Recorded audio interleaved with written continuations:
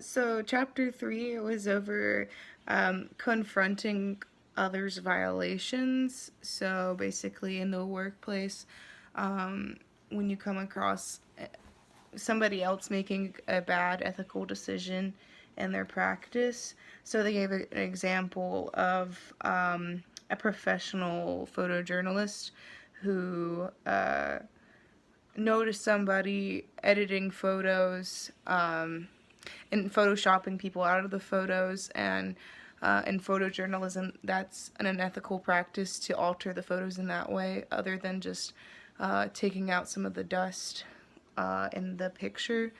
And he was confronted with an issue of whether to report this photographer or not.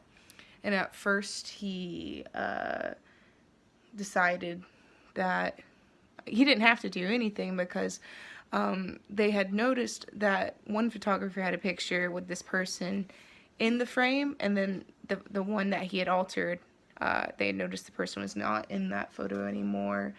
But then the photographer who edited his photo lied and said that it was all a misunderstanding, and he doesn't usually do that, so they let it go. So this photojournalist had a decision to make on whether to tell the truth and really report that he was being unethical. So he used the Potter box as a method and guidelines for his ethical decision making. So he relied on the facts, the values, loyalties, and principles, and consulted a lot of people on what to do with this issue.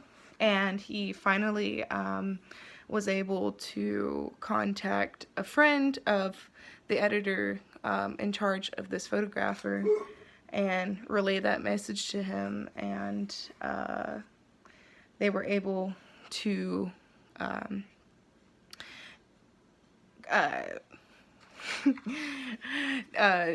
handle the photographer who was editing the photos unethically.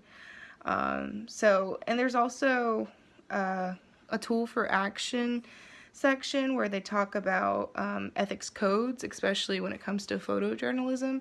And through those codes, he was also able to understand why it was wrong for this photographer to edit his photos. So I think what I learned personally through this chapter was to really consider how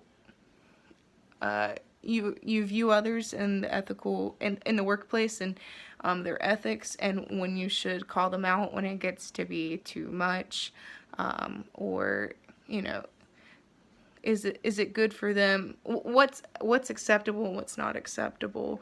And definitely there is a line, and you as a professional have to figure out what that line is. So yeah, I think that sums up the chapter for me.